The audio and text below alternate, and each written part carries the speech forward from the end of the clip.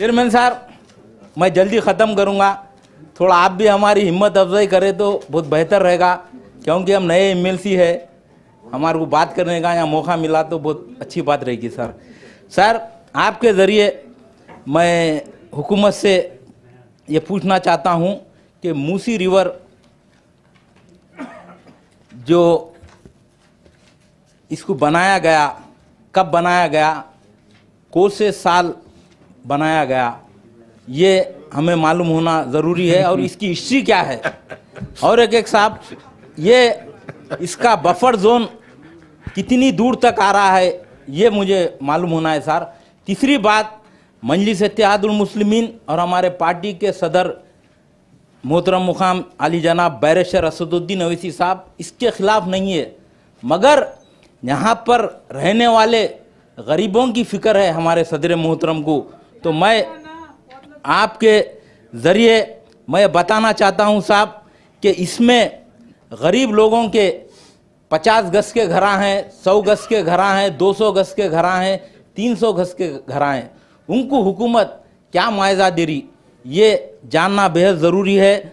और एक बात भी मैं आपके ज़रिए हुकूमत को ये कहना चाहता हूँ, इसमें जो धोबियाँ रहते हैं साहब, जब से मूसी नदी बनी उस टाइम से वहाँ पर धोबियाँ रहते हैं, वो धोबी घाट का आप क्या कर रहे ये बताना ज़रूरी है।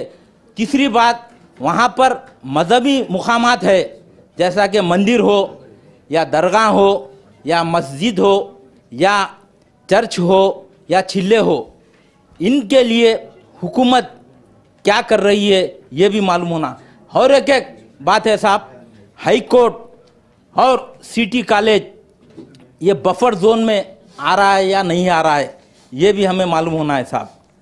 और साहब, मजलिस इत्तेहादुल मुस्लिमीन और हमारे जमात के सदर जनाब बैरिस्टर असदुद्दीन अवैसी साहब हमेशा गरीबों के साथ है, और गरीबों के ऊपर जुल्म होगा तो मजलिस इत्तेहादुल मुस्लिमीन बर्दाश्त नहीं करेगी।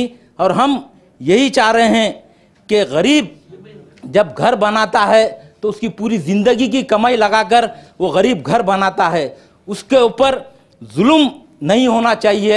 ये मजलिस इत्तेहादुल मुस्लिमीन का डिमांड है। हमारे पार्टी के कायदे मुखन्ना मोहतरम मुकाम अकबरुद्दीन अवैसी साहब भी जब सीएम साहब का मीटिंग हुई तो पहले ये बताए थे कि इसका सर्वे करिए और इसका बाउंड्रीज फिक्स करिए, ये बाउंड्रीज कहाँ तक आती है।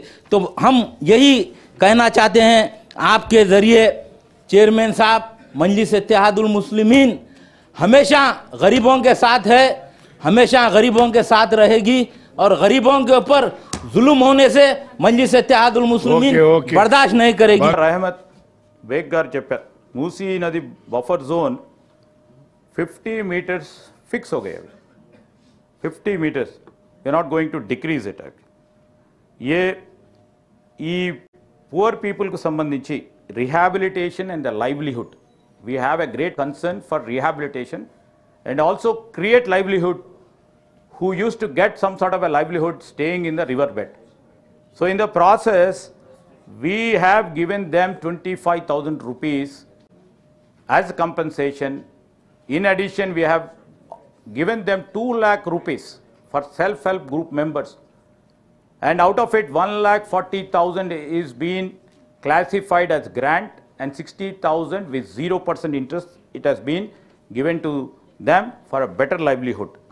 And we'll also be coming up, after DPR comes into picture, the local artisans will also be provided an opportunity to put their artisan markets over there. That will, you know, after the DPR has been provided, our Honorable Chief Minister will also try to reflect what would be in the DPR, how the state and how the city of Hyderabad will be looked in terms of, not only in terms of economy, in terms of our superficial structure, how it will be looked upon.